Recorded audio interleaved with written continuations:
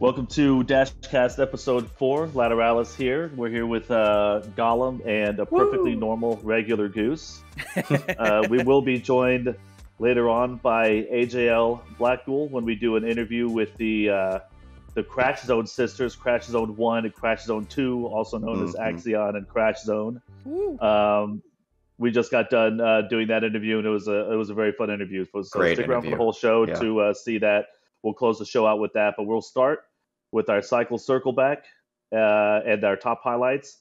We'll let Emdubs go over through our players of the cycle, and we'll do a little segment about the recent update for the game and sort of what our thoughts are on it and maybe how that will impact the league.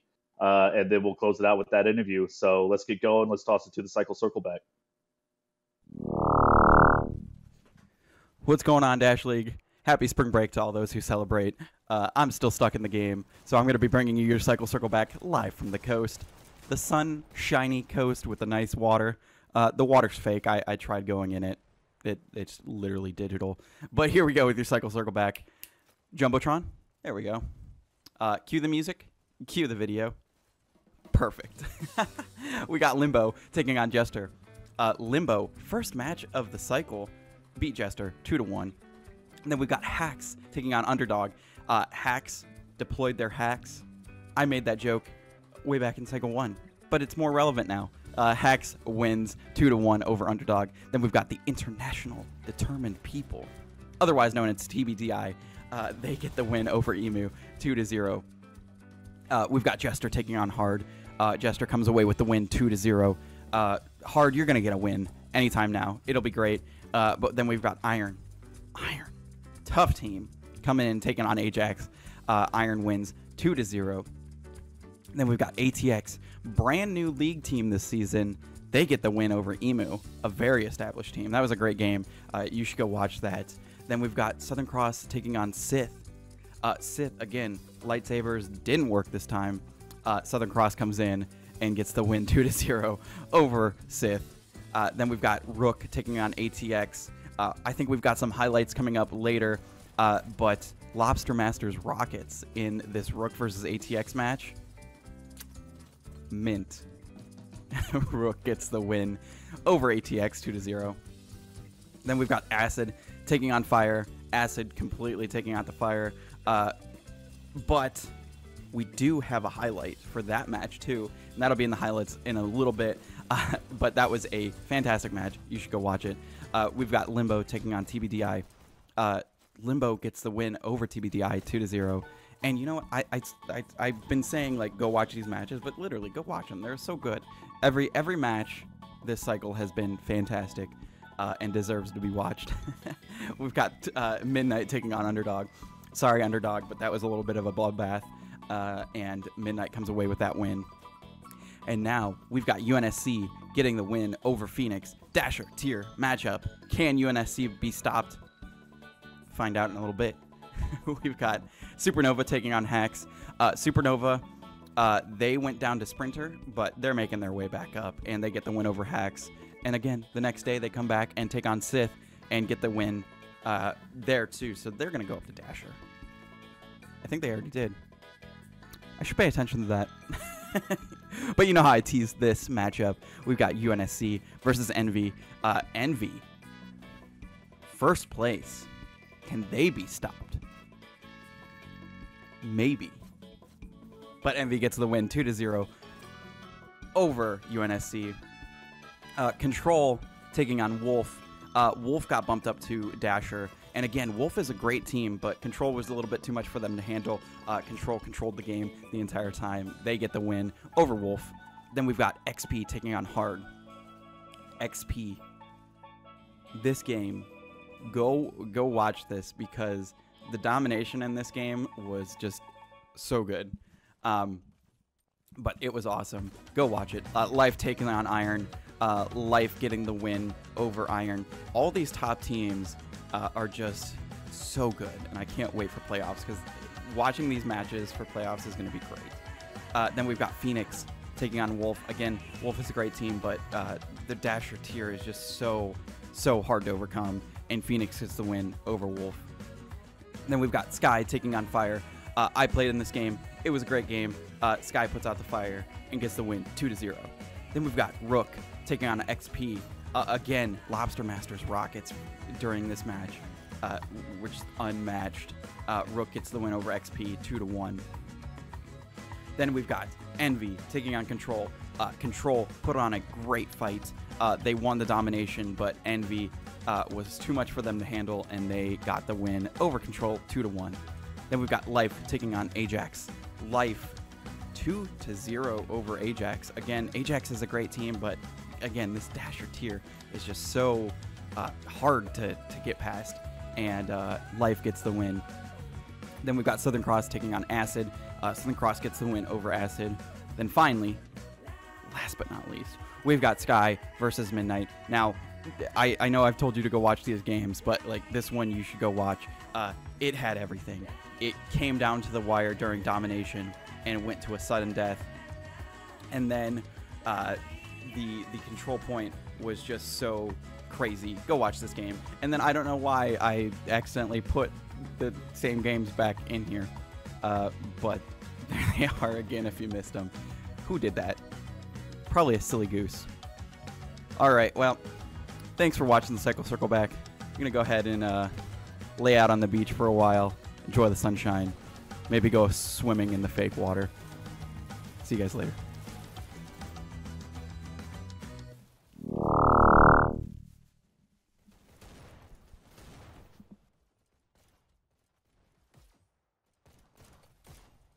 All right, here we go with your Cycle 4 highlights. First off, we're going to start off with Junko doing a crazy backdash to get a double kill and get this checkpoint.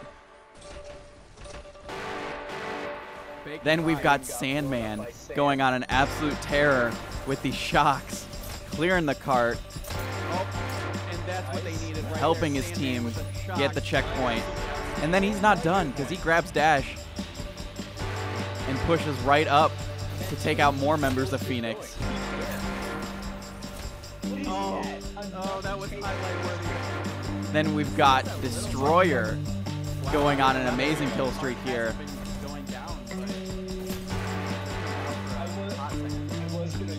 We'll just let this play out.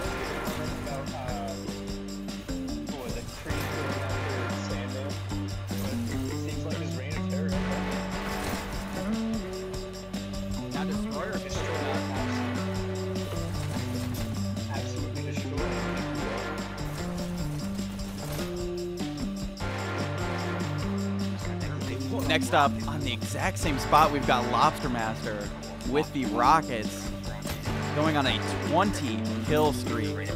Absolutely outrageous, amazing. And we'll just let this play out too.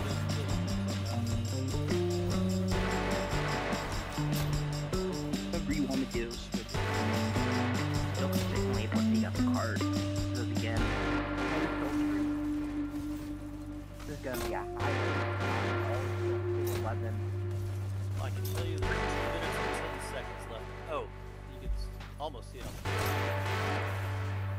13, 14.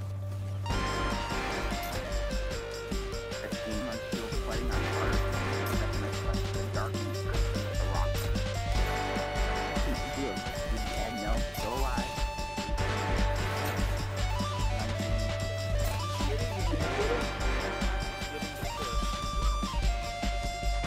Next up, we've got 4 taking out 2 people on the cart with shields.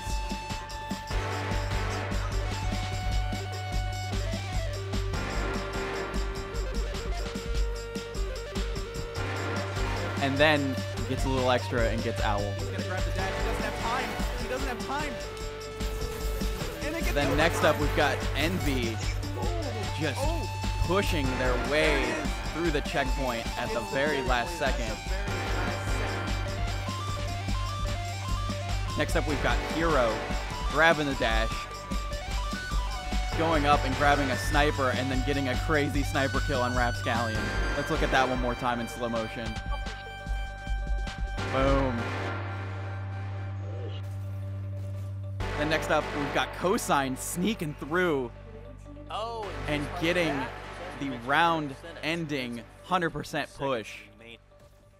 Next up, we've got Drewy pushing the button, and he's dead. Amazing. Then next up, we've got Rapscallion and Satan Slayer. And Rap again. Satan Slayer, Rap. Taking out everybody on the cart and pushing through, getting the Southern Cross win. Then we've got Limbo. The round just started, That's good. and they get a quick team wipe here and get their first point. We've already got a countdown by Limbo and a wide. I'm not sure if Jester was ready. And now we've got .com. .com jumps onto the cart, gets a kill, does a little dance, gets another kill, dances again, gets another kill, dances again. Just doing .com things. Love to see that. Then we've got Xerneas just giving Sith the hardest time right now, just going on an absolute killing streak here. Oh, push. Now Card is double stack. Triple stack.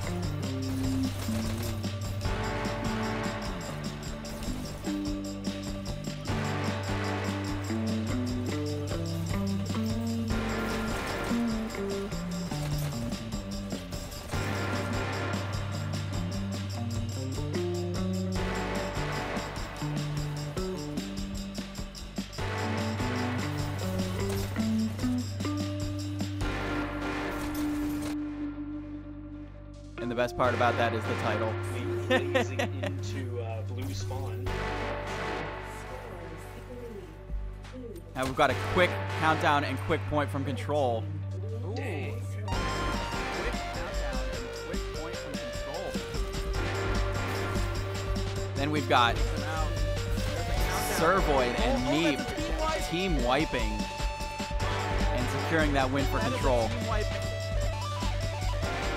Next up, we've got Hog Rider living rent-free in the basement, Hog Rider doing his best to control the basement. Jumps up, picks up a second rocket. taking out And now all the Cycleback members of with a Hacks. shot.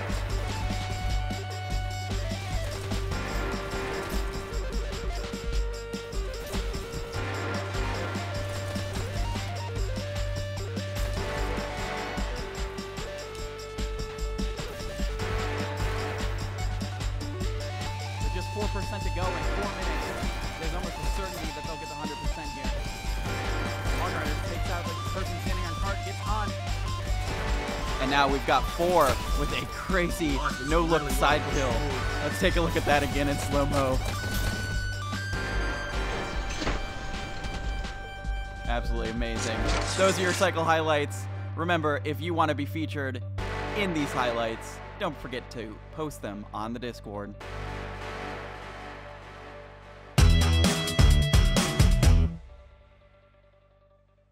What's up, Dash League? We have now finished 4 cycles in Season 7, and things are definitely starting to heat up going into the final 2 cycles for Season 7 playoffs. So it is now time to crown our Cycle 4 Players of the Cycle. And as a reminder, Players of the Cycle are meant to reward both individual player performance and team success. So here are your winners for Cycle 4. Now, first of all, in Walker tier, we have Lobster Master. Lobster Master led Rook to a 4-1 map record in Cycle 4, which includes, of course, a 2-0 match record. Now, Lobster Master put up an eye-popping 105 kills to 44 deaths KD performance in a very tightly contested Canyon match against Attacks, and was also a key player in Rook's narrow 2-1 victory against XP. So great job to Lobster Master.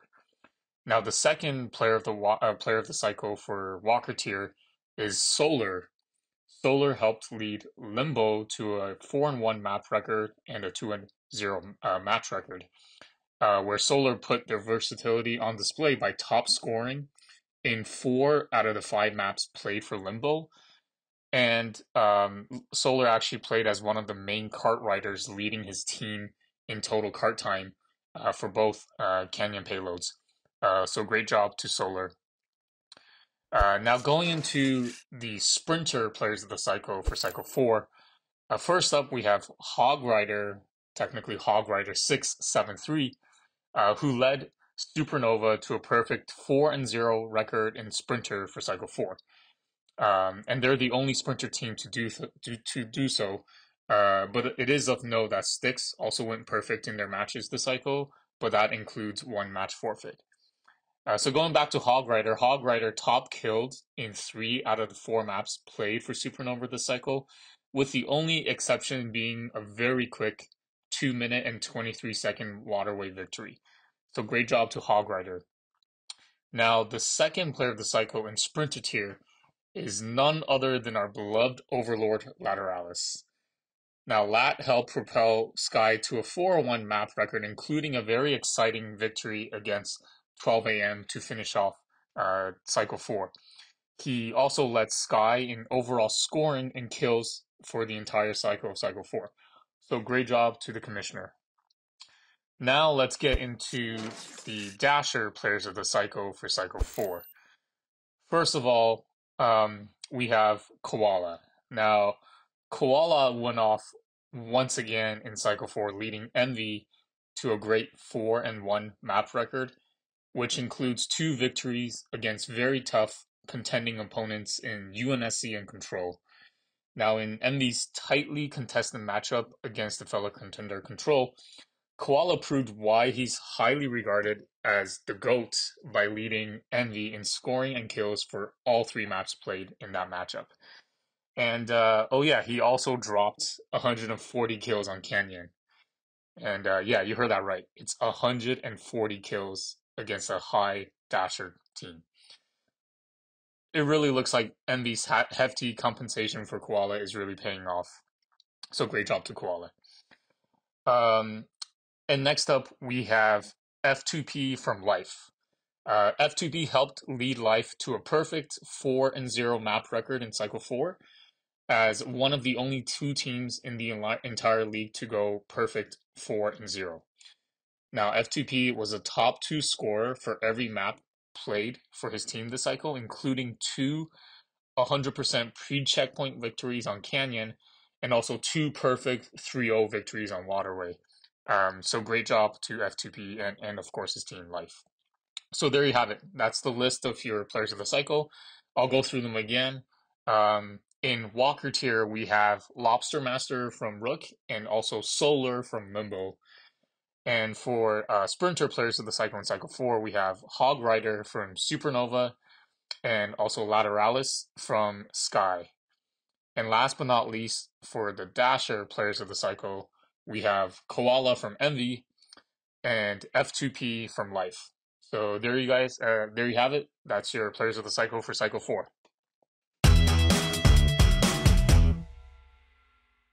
All right. So in this segment, we wanted to talk about the update that just came out for Hyperdash, and Darn we're just tootin'. going to bring the changelog up, and we'll sort of go over each thing. Obviously, some things are going to impact the league and the way the game is played more than others, but let's just touch on everything here. And I kind of want to talk let's see, about maybe the standardized height last because yeah, I feel like that's yeah. I going to was have just the about to most in say it. let's hold the heavier things for last. We'll talk about standardized height last, and we'll talk about the sprint nerf last. So we'll skip those here in the changelog. I think all the so first is, I guess the first one to touch on is maintaining support for the Quest 1. And I don't know how many, personally, I don't know how many people are still on Quest 1 in this Yeah, in the even people league. who I don't own know it if you have guys have any idea. probably bought something else. No, I've never seen a Quest 1 in my whole life, man. Yeah, I I remember. don't know anybody who is. Yeah, when the league first started, that was before even Quest 2 was out. So a lot of us started on that Quest 1, a giant black box that just sat heavily on your head. It was very, very front heavy. I remember most people, like, it's what I did. I got an external battery to help it last longer, and I like Velcroed that thing to the back of the head strap just to counterweight the heaviness up front Or maybe like a on 10-foot that brick. pole tied to your head could balance it out. Yeah, yeah. I went through so many things to try and balance that thing out. And before I got the idea from someone else to put the battery back there as a counterweight, I remember getting like fishing weights, all sorts of things to just like to just put as counterweight back there. And then I'm like, oh, a battery, that's so obvious. All right, yes, that's what I'll do. And just see a bunch so of duct tape if stuff to the back of your Yeah. headset. if anybody is still using it, and I'd imagine at least a few people are, then this is great for them. But suffice it to say, anybody who can move on has probably moved on by this point.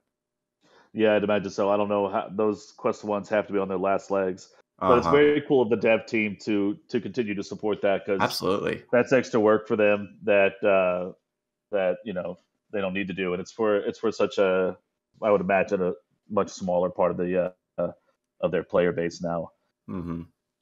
The additions section, they added controller-based movement options. I haven't gotten a chance to actually look at what those movement option extras are. Have Yeah, you? so I tried them out. Basically what it can do is it can put, instead of having your head movement go left and right and up and down, you can put that on the right thumbstick or the left thumbstick so that it's more like akin to like a regular video game where your left thumbstick would be your movement and your right would be your looking around. So you could be like completely paralyzed except for your eyeballs and your hands.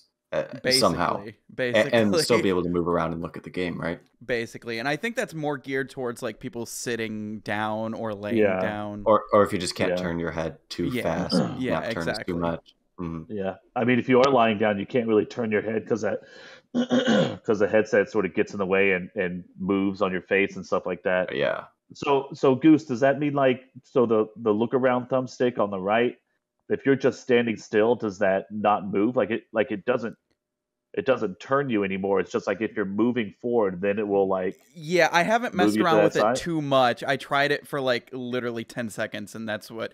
But it didn't appear to move when I wasn't moving it. So I guess it could be really disorienting too if you're standing up and moving your head and it's not moving. Yeah, no kidding. Yeah. Man. Interesting. Okay, so the next one is the cooldown. The cooldown visual for the pickups. I want to get y'all's opinion on this. I want to hear what you guys think about it because I'm maybe not a fan. I am overall a fan because I know logically that, as with so many things in not just this game but life, getting used to a new thing is always going to be irritating, especially when it's something that isn't actually that big of a deal.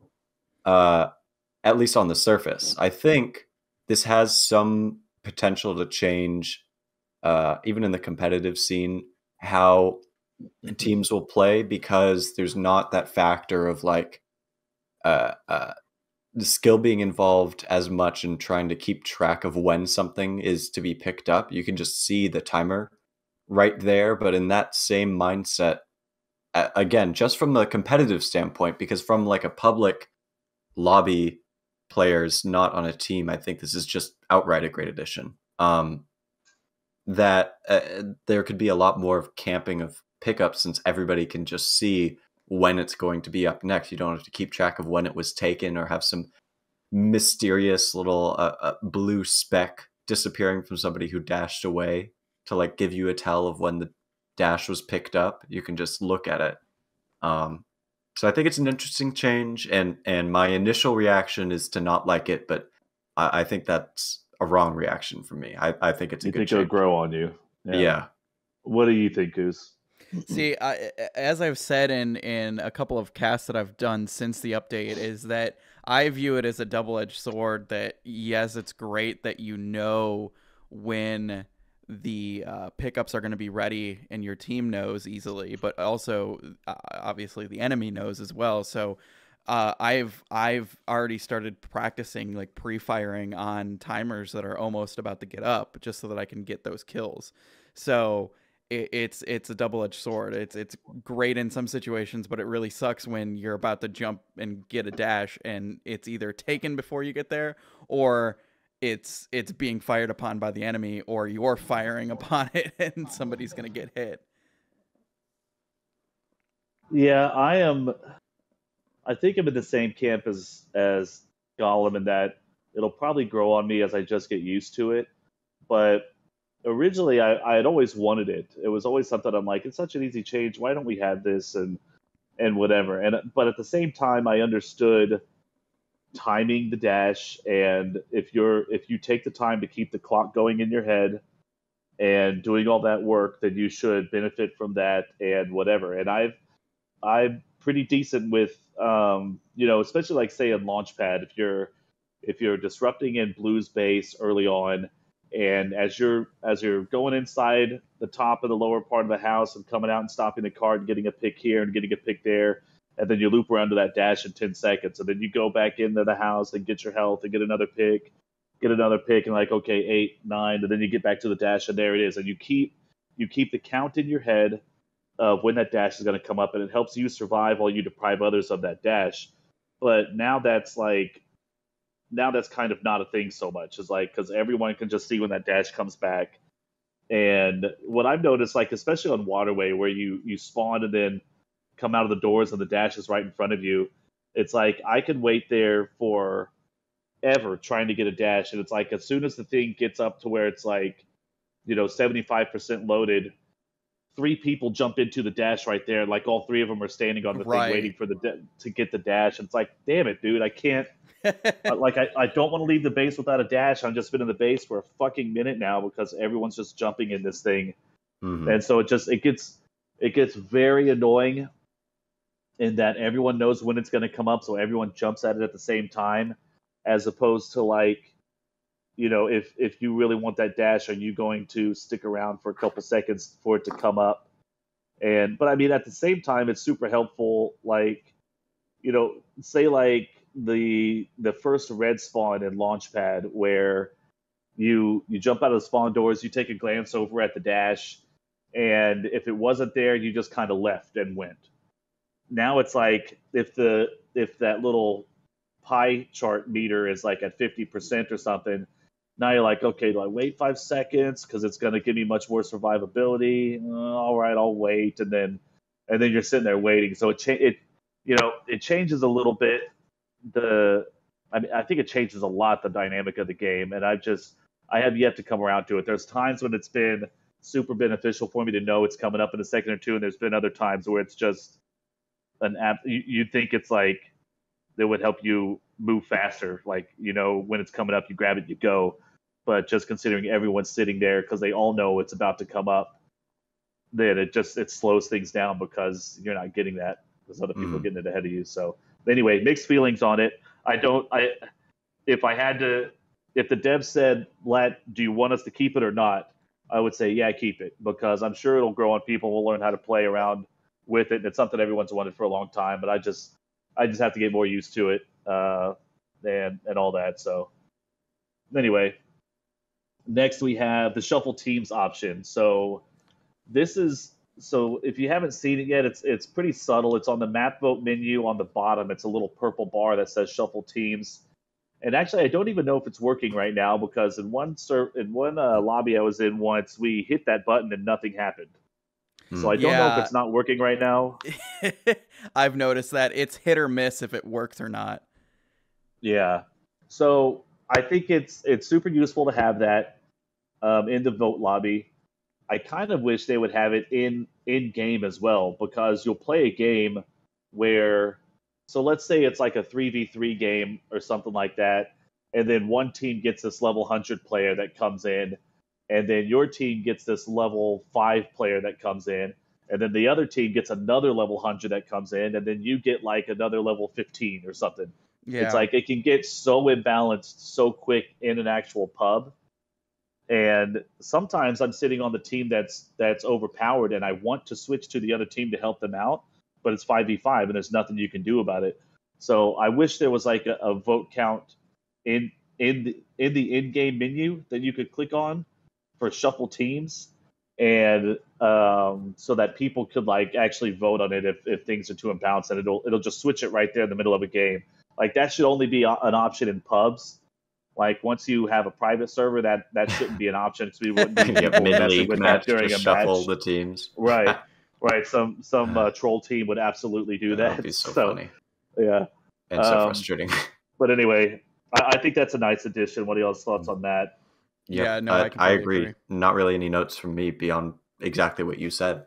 I think it's a good addition. It'd be nice if it was in game too. There's plenty of competitive games, even in pub lobbies, that have auto balance that automatically balance the teams. Like TF2 is the main one that comes to mind. It's been around forever, but like been around forever for a reason, and it automatically balances teams. I don't think that's should be the case here because the lobbies are so small comparatively. But like still some option like that. Yeah, I think would be good. So people don't have to just leave.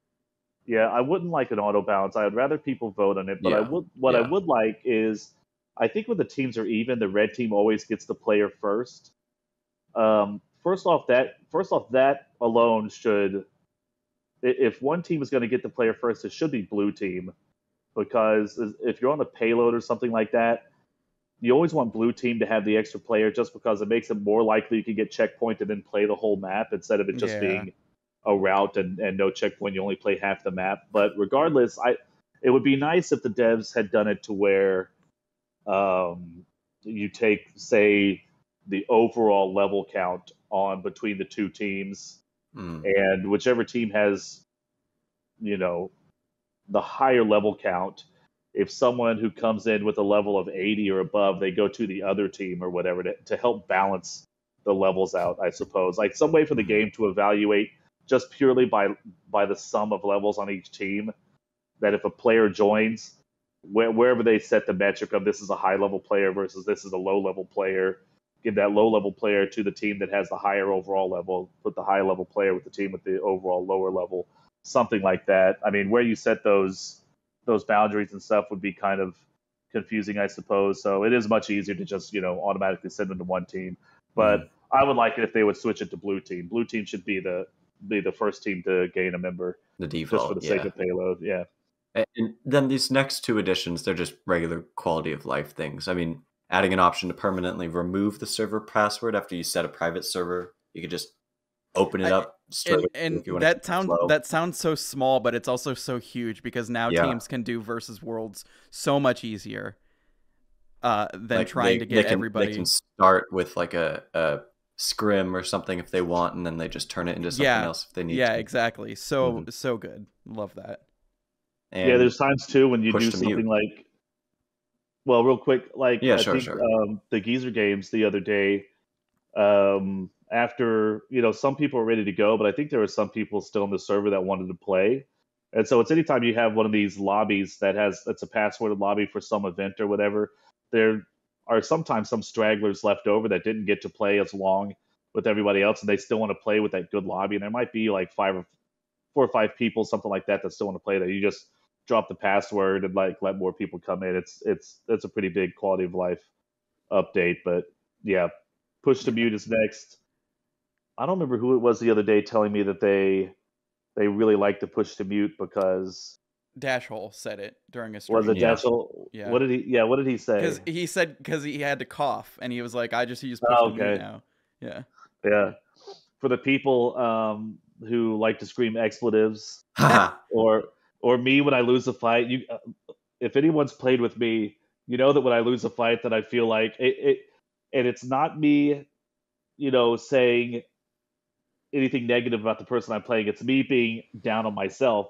But like if I lose a fight, I'm always like, come on, like that. And I feel like it's I don't even think about saying it. It's like a subconscious thing. It just comes out.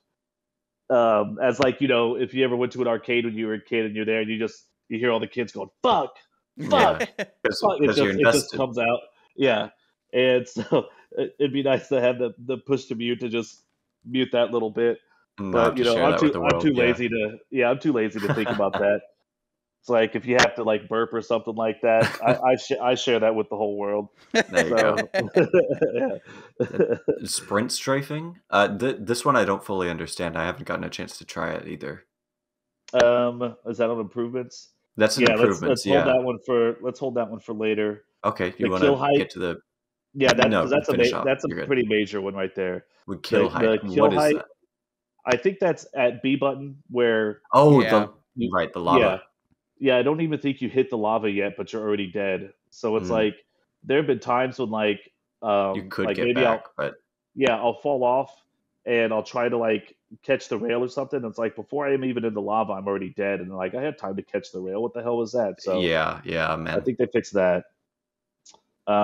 Okay, this one is huge. Bots less likely to pick up dashes. Thank you, God. Goodness.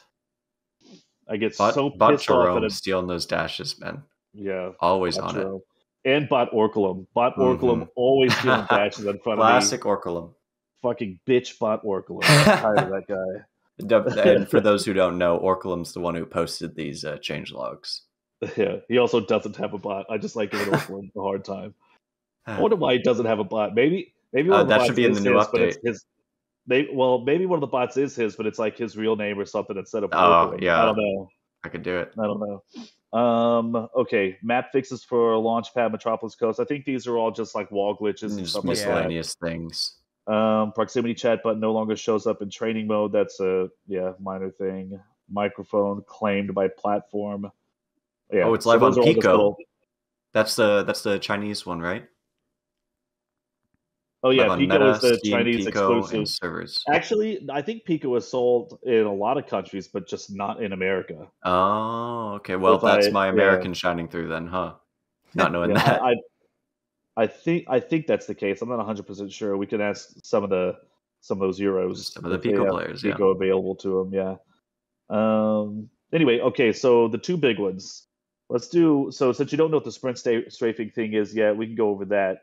And I tested this the other day, and I actually like recorded me testing it for a few minutes, but I didn't. I was gonna post it up in the public chat, but I'm like, the conversation had already been had for a couple days. And I figured it's like, I don't need to bring it back up. But basically, what it is, if you're holding your sprint button down and you're moving left to right, front to back, diagonal to diagonal, it doesn't change anything. It only slows you down. Basically, what it does is it just stops from what I understand, it doesn't stop your movement completely, but it stops your sprint and turns you back into a walk if you go past like semicircle movement. Because I even tested that. I got my joystick with sprint and I went in half circles. And it's like once you hit that half circle, you feel that thing hesitate. But if you continue your revolution past the half circle, you'll just continue to like slow down to a walk. But if you do a half circle and then go back the other way, half circle, it'll catch and hesitate, but then you'll sprint back the other way. So it's when you're doing full revolutions of circles, and it has to be really tight circles. You could do like a moderate size circle, and that doesn't slow you down at all. It's the really, really tight circles. That's what's cut down. And it just puts you into a walk instead of a sprint. And so, if you're walking and moving in really fast, tight circles, you're basically not moving at all. So a lot of people, I saw people saying like it just stops your movement. It doesn't. It just turns you back into a walk. But that's what it does. And so my thoughts on that are I don't see as many people now sprint circling like that as I used to.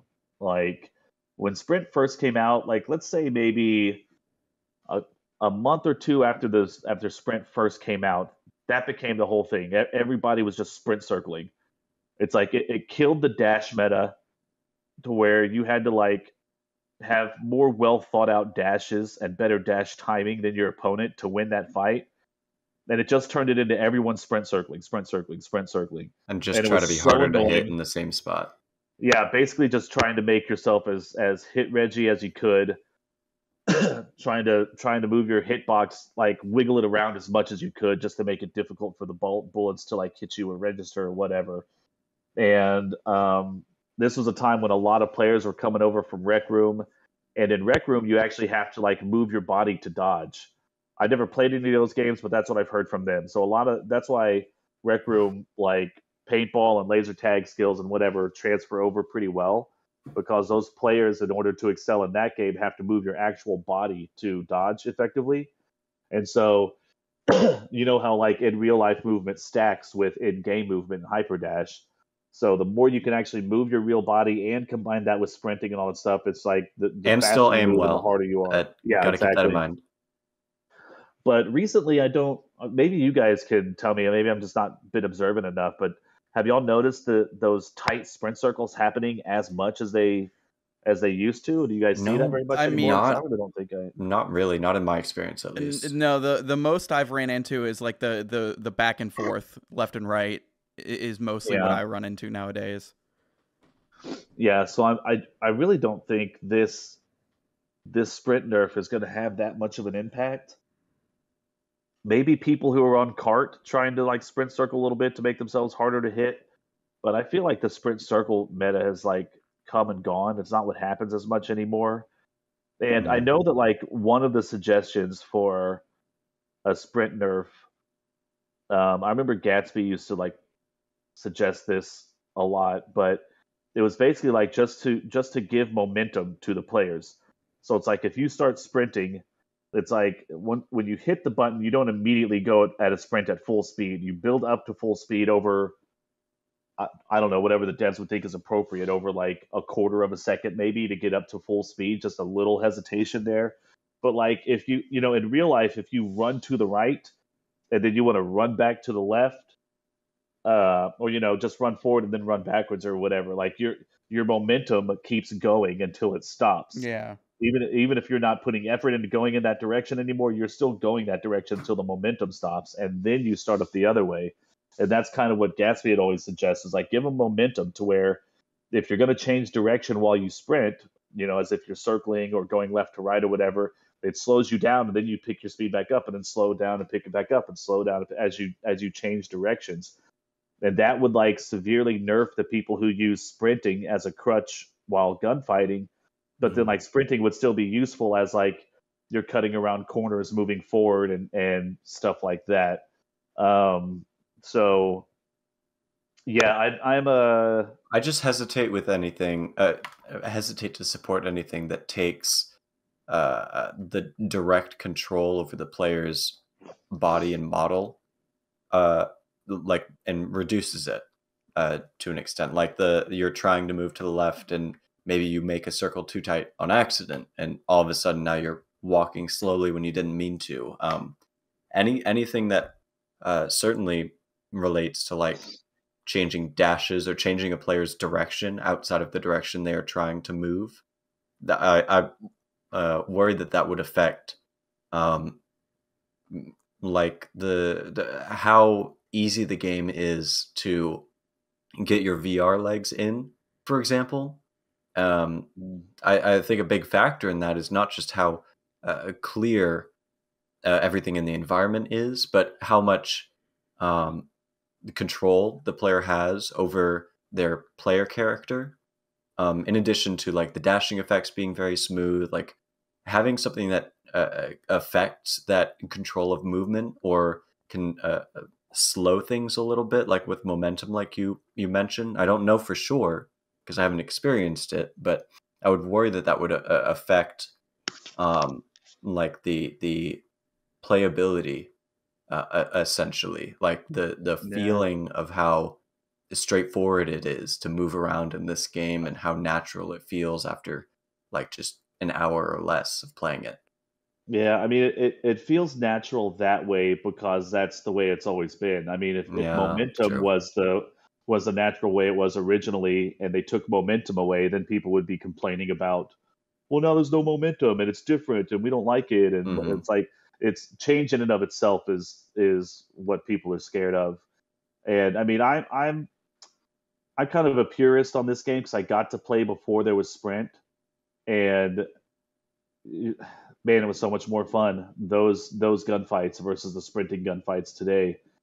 And so I would kind of be down for any sort of change that would change it back to people dashing more. Although at this point people are so used to where it is right now that I think if they I thought this mutator was going to be a massive change to sprinting. I thought they brought momentum.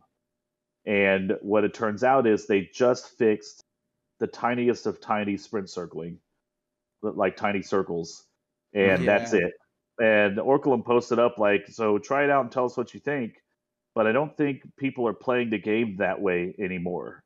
And so even if we ran, I was thinking, okay, maybe we could before I went and like actually tested the mutator, I was like, okay, how can we test it out for them? Because we're not going to use it in matches, and no one's going to just use it for their fun pub or whatever. Maybe we'll have to do a tournament with it. And then I went and tested. I'm like, oh, it's just these tiny little circles. People don't do that anymore anyway, so that's not really So I can't. Just a big I can't shoulder imagine. shrug all around. Pretty much. I think if they really wanted to really change sprinting and see how the community would react to it, they need to introduce momentum to where if you're making a 180 or I don't know, even like a 90 degree or a 45 degree, maybe not 45 degree, you should like say you're going through the cubby in Canyon from the blue base to chaos there, you should be able to sprint and go around that little column in the middle and out the other side without slowing down. But if you're going 180 or something and changing direction, like momentum should carry a little bit. Like that's what I'm talking about. If they changed it like that, that would be a big enough change to where then the community would have some stuff to say about it. There'd be some debates and whatever. But as it is, no one cares. No one. So it's because it's just not a big enough difference. Yeah, it'll just be something they dismiss, and no one will care. And like I was saying before, like I would be in favor of anything that like brings back more dashing and less sprinting and stuff.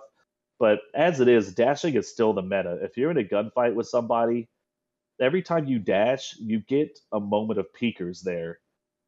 Just by, even if you're low ping or whatever, there's always a moment of peekers when you dash. So dashing on someone in a gunfight is always better than sprinting on someone in a gunfight. And if you can discipline yourself enough to be a dashing gunfighter, to conserve your dashes and use them effectively in a gunfight, you're going to be a stronger fighter because of that.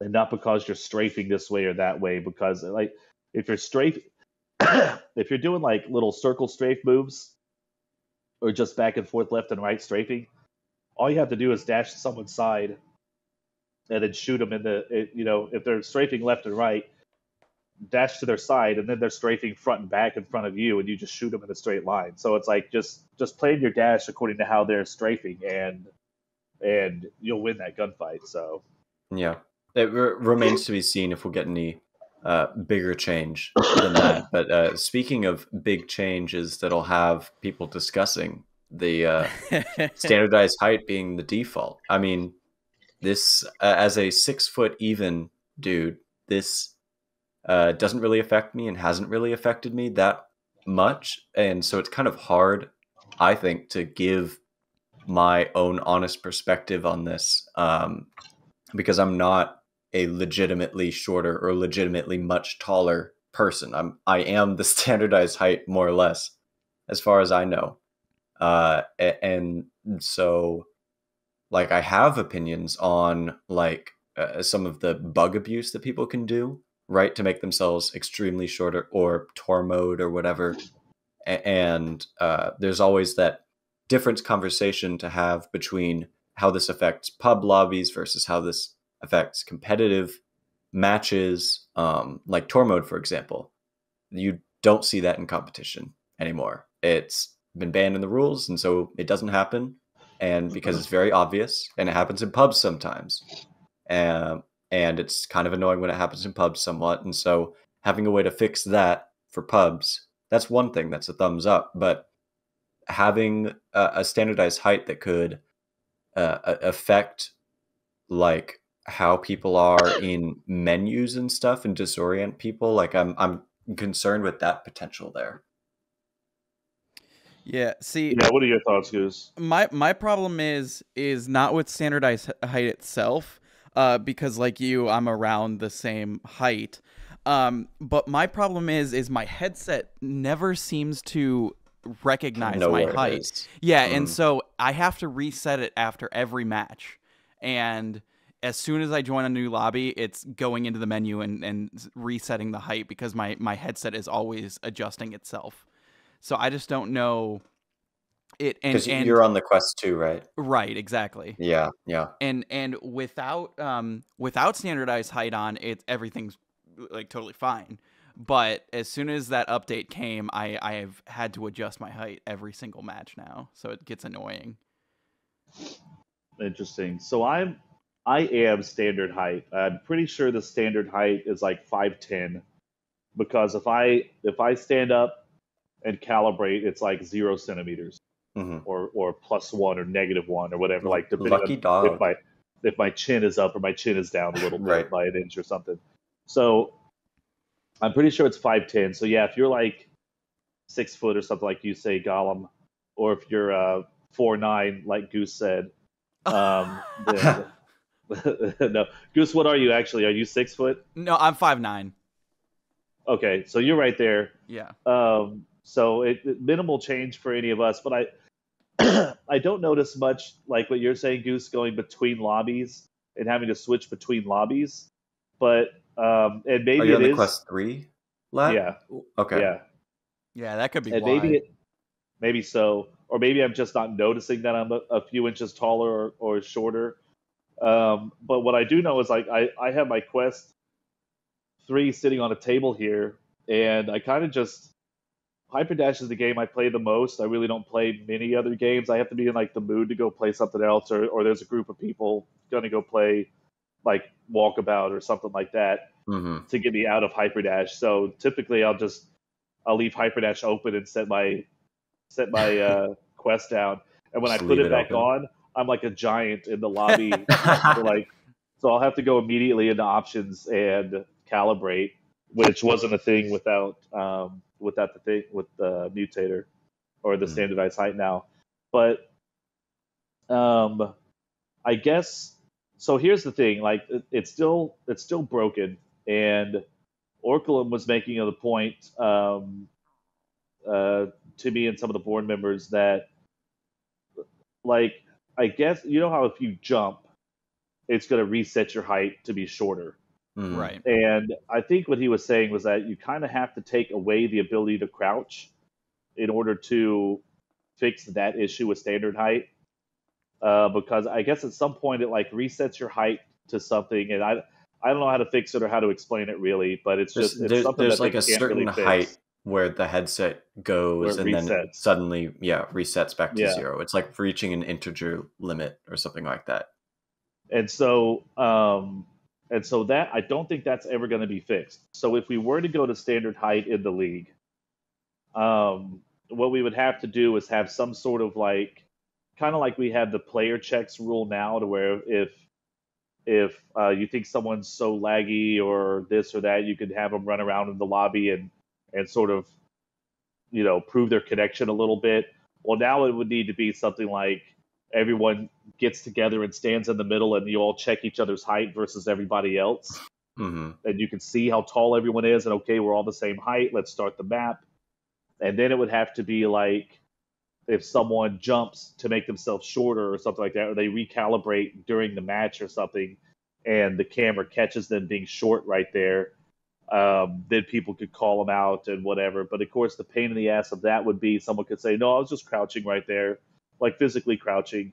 So it would then have to be something where like someone on POV would see this player all the time and they're always short, and then we could penalize them for that. But Hmm. the issue with the standard height thing that didn't seem to be an issue. So I guess an issue with short players having to play taller versus tall players having to play shorter. When we got rid of tour mode, all the tall players then, like basically anyone over 6 foot, had to go and use seated mode and recalibrate. Um, with Go to seated mode and then hit calibrate, which would bring them down to the 5'10" height, which is shorter than they actually are. And I don't remember any of those players complaining about getting nauseous and motion sickness and that sort of stuff. However, I know of one player at least, so I trust it, 100%, that playing taller than they are just makes him like violently nauseous, and he just cannot play, to the point now to where he's having to like find pub servers that have that mutator on in order to be able the remove standardized height mutator enabled in order to like be able to play in pubs, which is really selective. So I wouldn't want to like lose a bunch of players because they get nauseated with that standard height. I wonder if it's just a matter of people, getting their VR legs under them again or whatever. So I don't know, because I don't want people to have to quit the game because they can't play Because of taller than they standardized are. height. Yeah, right. Yeah, but at the same time, there's plenty of people who complain about people falsely manipulating their height, and of course there are people falsely manipulating their height, which I absolutely would consider cheating. And if I knew someone was falsely manipulating their height to make themselves shorter, I would absolutely suspend them right now under the current rule set. But the hard thing is like proving it. It's like we can't ask people to like, okay, give me a picture of your driver's license. Let me Right. see how tall you No. are. So it's just a really hard thing to regulate to where people get to take advantage of it, Hmm. and then other people in the community bitch about it. And it's just like, is it just one of those things that we have to deal with?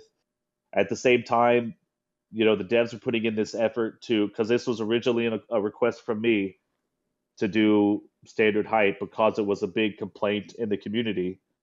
And I'm always, I listen to community feedback and I try to get them stuff they want. And so now the devs have put the work into it, and here it is. And for us now to not use it would just kind of be, I don't know. It would be shitty to use it. It would be feel shitty off, not to yeah. use it. It's just that you're just in this place where I just don't know what to do. And like I said, I trust this one person who says that they get really nauseous when it happens. But if we let people know that, like, if we give that player an exception, and then we let players know, well, there's an exception if you're nauseous, we're gonna have 30 people coming to us like, yeah, I get really nauseous if I play higher than like 5'4". So yeah, I'm always gonna be short. And it's like, so the people who are cheating already, making themselves shorter, they'll just come in for a nausea exception and stay short anyway, while everybody else has to play off of what they're used to. So it's just it's a hard place. It's a hard place to be catch-22 at. situation. Yeah. And regardless of that, it is something that can be rolled back, and at the same time, it's something that is currently in the game and remains to be seen if more people have issues with it and report it or not. We'll have to see. Yeah. So Yep. so anybody, if you're genuinely experiencing nausea with this, reach out to me and let me know. I'm curious how many people that is that are dealing with that. Not and I'm talking motion sickness nausea. I'm not talking like, oh, the button's harder to hit, so I don't like it. Like, no, if you're getting sick, let me know.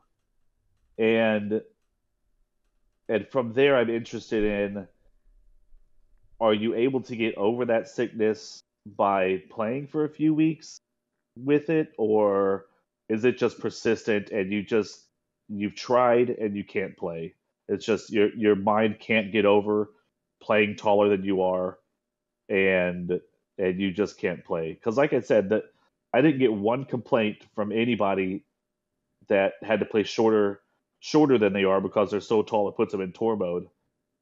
And so far, I've gotten one complaint from somebody who's shorter having to play taller. And I don't want to deprive the game from that person for that reason, and I wouldn't want to deprive the game from anybody else for that reason. So if you're getting that sickness, let me know about it, because I'm kind of curious on what the numbers are with that. So The doctor is in, here to cure all VR related ailments. that's right. So that's the That's right. updates. Those are the updates. What do you guys think about that standard height? Is it something you want or something you'd rather not have? I think I could get used to it, but it sucks that I have to reset my height every time. And maybe that's me doing something wrong with my headset, but I don't think so. I don't know. Sadly, Yeah, I'm going to have to just give the cop-out answer, because I'm PC VR, and I'm right about that standard height, so it doesn't really affect me. I'm just thinking about other people at this So point. like when you're playing against other people, do you get annoyed by all the midgets? No, not running really. around, or- I mean, I'm Yeah. a very chill person anyways, but I've never really noticed that in pubs, to be honest. Yeah. And certainly not too much in competition, because there's plenty of people who outskill me even without height manipulation. So that's where I'm at. I don't guess it really ever bothers me either to see people at different heights, and even Tormo never bothered me. Like I never really cared. The only thing that was annoying to me was like the play about players playing shorter is Oh there's my that God. cat again. The short players like sort of who their eyes are like barely over that shield level or the sign level on like the ledges, say like the pistol sniper ledges on waterway. Yeah, Like yeah, their eyes are ridiculous. barely over it, and then like you're like half of your body is over it because you're at. But I mean, to counter that, you could play seated mode and just hit crouch, and it puts you at that height. You'll move slower, but like you'll be shorter. So if ever I encounter someone who's doing that, I can just hit crouch and do the same thing back to them. So it Right. is what it is. Anyway, I know in the announcements post I said it will be a thing season 8, but we'll see. We will see. We'll see. I'm interested to see what the community's thoughts on it are in a few months. Um, so anyway, is it? I think it's. Let me check on one thing before we're done with the updates here. Oh, wrong server. Hold on one sec. There we I want go. to see when Checking that. things again. Yeah, when they're. What day did they say they were doing that podcast? Oh The yeah, devs. that's Oh, good to yeah. Is announce that too. tomorrow? I thought it was a Wednesday. If it's a Wednesday, then it's tomorrow. I know it's this week. Okay. For So some this reason, I was episode thinking will probably Wednesday the not. 24th, but the 24th is not Wednesday. So Yeah. It's true. anyway, that podcast might be tomorrow. So anyway, you guys can tune into that and see what the devs have to say. They said they have some exciting news. Well, I think And, that this here it is. Yeah, March 20th. yeah, this Yeah, this episode tomorrow. will probably won't be up in time for that. Yeah. So So let's just date the Well, episode Yeah. real quick. you guys go back in time and listen to that podcast, 3 p.m. Eastern tomorrow. Right. Yeah. All right. Well, anyway, we can cut it there then. Okay. There was an interesting conversation about the updates, some actual significant stuff that the devs have put in to change the game up a little bit. And Absolutely. It's been a decent amount of time since we had one of those. So the devs have not forgotten about the game. Mhm. We'll see if that stays the Praise case be. after their podcast tomorrow, but we'll see. Anyway, awesome. thanks, Colin. Thanks, Goose. Yeah, no problem. Sure thing. Let's get to that interview next. All right, welcome to our interview segment that we're going to have on DashCast episode 4. Right now, we've got Lateralis here, of course. We've got Not Gollum. So We've got Goose, and we've got AJL Black Ghoul here. Yup. We might be joined later by Makers, not 100% sure. So if he gets in, then he'll just show up. But we are going to be interviewing Axion and Crashzone for this one. How you doing, ladies? Hello. Hello, hello. Good to be here. All right. So I think what we'll do is I'll ask a first question, and then let's go AJL, Goose, Gollum, and then me. So I'm going to start with the first question, the same question we ask everybody new we have on the show, which is for both of you. Give me the origin of your names and how you found out about Dash League. Now, I know Axion, you used to have a different name when you started, so you guys include that when you're talking about the origin of the names, because that's an interesting bit too. Yeah. I guess for that one, I'll let Crash go first because she's the one who started all of this. Yeah, okay, pretty much, let's say I found Hyperdash on, what is it? Oh my god, I Side forgot. quest. Side quest, yes. So I Yeah. found, I'm like, just got a headset first, just starting on, then found out, I'm like, okay, game attack. I've never played games. I'm still like, okay. Then I found, and I remember that we watched a TV show called Crashzone. It's an actual TV series with the AI and all of that in Australia. So I'm like, oh, that seems like it. So we just put that. And then Axe wanted to play. And we were like, oh, but we only have one account. So we started with putting 1 and 2 at the end. Mhm. So sometimes we go as 1, sometimes we go as 2. I went as Crashzone 2. I think Axe went as 1. You know, she's the older Yeah. sister. Yeah, so she gets the 1. Well, that's pretty much how we started. And then I'm like, we got our own headsets, so I'm gonna stick with Crashzone. You figure your own name. So that's where I stopped with Crashzone. So I'll let Axe go with her name. Yeah, I actually going back, I remember we started, I mean, we had the Crash Zone, and then I used to play during the daytime, and she played during night. Yeah. And because our voices sound so similar, it it kind of confused everyone. Because like we played at two different times, and people are talking to us about, oh, remember that? Well, I don't, because it wasn't me. So we went back.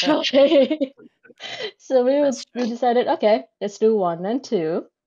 And every time we played, we changed the name and all that. And then yeah, once we got two different headsets, the Quest 2s, yeah, Crash kept her name because she's the one who chose the name. And then I just wanted to sound my name cool. So I just looked for some sci-fi stuff and all.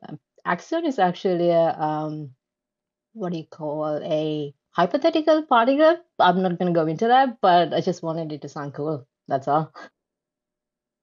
Nice. And how did you guys? How'd y'all find your way to Dash League?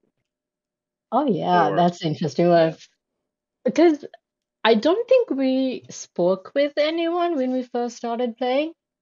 But so I always had my mic muted, and I think I accidentally went into a lobby, and it was just Fathead, and I think it was you, Lat. I don't really remember, but you guys were just talking, and Fat was trying to figure out what I am, as in like I'm a boy, girl. I don't know. It was a whole game of charades because I couldn't unmute my mic because my controller was dead. We're like just trying to mime to each other. But then slowly, yeah, started, because it's the boy girl same. charades with Fathead, I imagine, was pretty graphic. Yeah, that Did was they ask? That was interesting. Did they ask which crash zone you were? It everyone was used more to like, ask that. yeah, yeah. But back So then it was like there wasn't a lot of people, so everyone was just right, talking, and I thought, might as well join in and see. So I think yeah, probably because like you guys have been around since like what season of the league did you join in? Since Because side y'all been quest, around a right? long time. They got it on side yeah, quest, but I don't think they were there for like season 0 or no, anything like that. Nah, no, no, no. So what was it? I can't I remember which think season. 'Have y'all 1 or 2? always been Southern Cross? No. No. What team did you start with? What? Crash? Uh, so I started with like Native, BX Native, and Whoopsie. With Ajax. Oh my god. UNSC, and then the Okay. other team that they created, Acme. That's the That starting might team. have Oh, right. been season 2 or season 3 then. Yeah, Mhm. something Okay. like not the first one, but yeah. Yeah, but y'all were around as like a known entity before you even joined the league. Like we knew Yeah, you guys before. Yeah, so yeah, y'all been around a long time. yeah. Anyway, let's let AJL ask a question. AJL, go ahead, man. Yo. So, Lat asked how you guys got into Dash League. My question is, what initially drew you into VR as a whole? Hmm. I mean, Um, I have my story. I'll let X say it in her POV. I was forced into it. That's what happened. Because That's your story. You're Wait, sticking to it. You're forced. wait. Did you say you were first into it, X? forced. Okay. So what happened was, I think the COVID lockdowns in Australia, it all started early 2020. So just before that, we went on a trip to New Zealand, and one of the days, Crash basically dragged me into one of the VR arcades. I'm like, it's not that interesting, is it? I just went with it and instantly got hooked. So we came back and bought Quest 1. And then that was the COVID lockdown. So basically, I had literally nothing to do. I've been playing all the time. So forced into it. I see. By Yes. circumstance, not by Yep. crash. Yeah. No, it's pretty funny because that's how we got into VR. And then when I downloaded the game, the Oh, movement yeah. was like so fast with the rails and everything, and I'm like, oh, this is new and it's like so hard to get used to. So I told Ax, hey, dude, check it out, this awesome game. And then she just tried it for 5 minutes. She's like, oh, nah. And then I'm like, no, just play it, just play it. And then I just literally forced her, and now she's like, okay, cool, alright, I'll stick with it. So yeah, that's Now how you we can got get to me that. off of it. Yeah, no, I remember going into Orange, and first thing I was lost. I didn't know where to go and what to do. And 5 minutes in, I'm like, nope, this is making me dizzy. I'm gonna give up on this. But yeah, gave it a second chance. Well, now I'm here. Yep. And Crash, you were kind of the driving force behind all that. What drove you to the VR arcade in the first place? Have you Oh, always been into games and stuff like that? well, I mean, I've played like small, like online games and stuff, but Mind games? yeah, online. Fucking She with her does that sister. too. Okay. She does that too. Oh, sure. But it's more like I was in my final year uni, and then we had a project which was pretty much based off a VR headset, and we were trying to like do a whole VR mapping in 3D in real time. And I'm like, oh, VR, that's how I got into VR. And then we went on like a what do you call it, a conference kind of thing, and they got us Beat Saber, and then we just like start playing. I'm like, this is pretty cool. So pretty much me going to uni and then doing my project made me into a gamer today. So I'd say that's a win. That's an That's it. interesting way to get into it. School getting you Exactly. into it rather than avoiding school to play games. Yeah. Exactly. I mean, I graduated, then I got into gaming, which kind of like ate up my all the time. So I'm like, I'm kind of glad I didn't find it during my, it's kind of Yeah. addicting sometimes. Lucky for you, COVID came at just the right time then, huh? Exactly. Oh yeah. Yeah, COVID got a lot of us into it. Like just like you guys Oh, were saying, it's like there's nothing to do. I just got yep. this headset, and then so it's like you're stuck in lockdown. You can't go anywhere, but you've got like this whole other world to explore. You've got all the time in the world to explore it. So there was, I Exactly. mean, if anything, what helped like Facebook Meta at the time was the lockdown. That thing really helped launch that Quest 1. Mhm. So I think maybe Facebook and Meta had a deal with the Wuhan lab to release this virus. Oh my Yeah. god. Conspiracy theory. All right, Goose, what do you got, man? All right. So I know oftentimes with where you guys are located that you play with high ping in the league. Is that something that you guys have kind of gotten used to, or does it still trip you up every so often? Oh, 100% gotten used to. Because back then during Alpha Days, we only had like what, East and West, if I remember right. So Sydney wasn't even a choice. So it's always been high ping. And I think we've kind of gotten used to it by Yeah. at this point. Yeah. And even just starting, we didn't really knew what the ping difference is. We just thought we were playing as everyone is. We're like, oh, Oh, okay, okay. Yeah. just like playing as Also, usual. Like everyone just I was just bad anyway, so it didn't really matter anyway. yeah. We thought it's just the usual. Everyone plays the same, and we just like, okay, why is everyone complaining? I mean, yeah, we die. Everyone dies, I guess. But then, I actually remember couple of my first games, like Maverick and Whoopsie, just oh, oh murdering my us. god, every single time when I come out of this one, just dead. Yeah, that was the start. But yeah. Yeah. Yeah.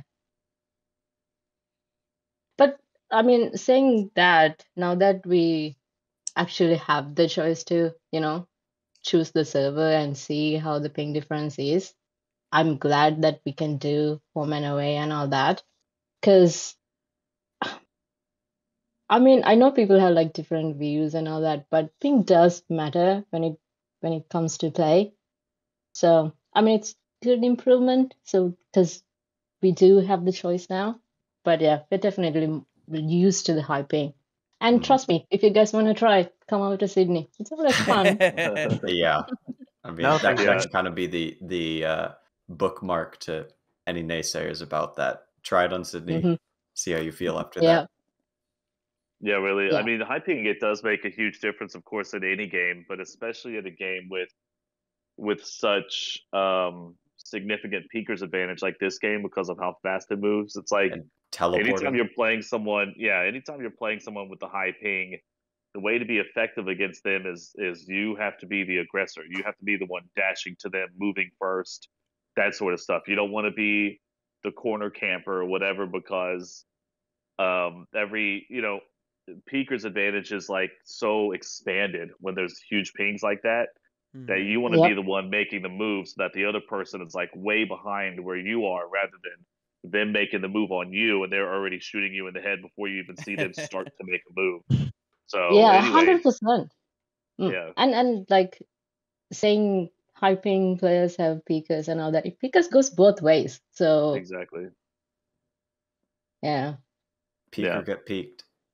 Peaker get paid. yeah. All right, Gala, what do you got, man? Just speaking of ping difference and time difference between players, there's just a little tidbit I want to pick at that I think Crash brought up that you two, at least initially, maybe not now and maybe still now, played at like different times. And especially in the beginning, that's how people could be confused between the two of you, notwithstanding the whole having the same name, but just a 1 or a 2 in front of it. Yeah. Why is it that you guys played at different times? Do you guys still do that, or what's going on there? Well, the thing Just was preference? Crash. Well, one reason was we only had one headset back then, so we had to Okay, choose okay. like when to play. And the other thing was back then, I mean, Crash is working in IT, so she worked from home anyway during the COVID time, and that means she could only play at night. And for me, I was at uni doing my PhD, and it's all lab work, so and I couldn't go to uni anyway. So the whole daytime was mine. Yeah, so to Yeah, simply that's put, he was how. unemployed. Yeah, So Right. yeah. yeah, pretty much. Hey, I was getting paid to Yeah, game. she was getting paid to do nothing because she did her PhD and she couldn't go in to do her stuff. So I was working, so I Pitting. couldn't play Yeah, games. There you go. that's kind of how the crowd we played was also different. Because during the daytime, I met like Fathead and the usual US people, and I think Crash played a lot with the Aussies. So Yeah, Rem, Lord Grim, yeah, Damage You. Yeah, Mm-hmm. yeah. All the classics there. yep. And do you think that's affected how you guys view the game? And I assume post-COVID, you guys are kind of on a different schedule from that, if you're even playing nearly as often. I mean, for me, because I didn't get to play mostly during daytime, it's just that I never really like got into the main, like, what do you call it? It's really Community. like The US community. group, Yeah, basically. like because yeah, the AU side there's not many people were playing, so I used to always see just Rembrandt, Lord Grim, and then every now and then we see a laggy who just doesn't sleep on normal schedule. Right. Yeah, yeah. So those kind of like couple of people we just like played, and then I did sneak in few like lunch hours during daytime here and there. But yeah, then I saw like okay, there's a huge community. But during like weekends when there's like actual time to play, that's how we got Yeah. into And I think experimenting. it sort of affected how we got into the league as well, because Crash started with Acme with Rem, right? Rem and Yeah, yeah. DX and all of them. And for me, I actually started with Phoenix, but that didn't last for too long. Sorry, Mm. laggy. And I got into Phoenix, and then I think you guys remember Reaper. He asked me if Yeah. I wanted to join Death back then, which later changed into Apex. But yeah, it sort of affected how we got into the league as well. Mm. Yep. Yeah. Well, one question I had is, where the hell have you been, Crashzone? Ha! Well, I haven't seen you. I haven't uh, seen you in a long time. I know, man. It's more like I do still play every, but not that regularly. Just whenever there's like someone that's like, oh, let's just play. I'm like, all right, cool, I'll jump in. But I actually got a PC to play VR PC games, but I just dropped the VR part of the PC and then started playing just PC games. So I got You know, addicted into. that's what Yeah. so many of the loopers did. Is like they're like, yeah, we don't want to, you know, don't want to dedicate the time to like another Dash League season. We got other stuff to do. But every day, Gollum and Willow and Laz and Smacks, those douche weasels, are playing Steam PC computer games, and I'm too busy to like do that shit. So it's like, fuckers, we could have still been going. I mean, I Guilty don't as blame charged, them, man. man. Yeah. And it's just the setup time and everything when it comes to VR. It's just like it's just so easy for me to just start up the PC, and then I got Yeah. so addicted into like the Destiny 2 loot grind, and I'm like, I'm just blaming this on Lord Grim, and there's another player started playing PC games, but yeah. It's also very And- different being a part of a competition, right? Versus just playing something on the side for fun. Is that something that kind of Yeah. factors into that? That's another thing. Like I hate waking up in the morning. I think pretty much everyone knew that. And all the games is just like US times. Either it's like morning. For me, morning is like 8, and the people be like, okay, 8 is not morning, but 8 that is early morning for me. So I'm a night owl, so I just didn't enjoy just to wake up at that time. At the very start, I was like 5 a.m. I remember playing a Hyperdash game. I would never wake up for 5 a.m. to do anything. Yeah. But it was very enjoying to play during like that time, and it's just like very exciting. But with the time goes by, I'm like, I just play Yeah, for so- fun. So yeah. So note to all you guys who are scheduling matches with Southern Cross and Emu and complaining about what time it is and all that stuff. These people in the Australia, New Zealand, that area, they're waking up 5 a.m., 6 a.m., 7 a.m. for almost all of their matches. So stop Mhm. whining.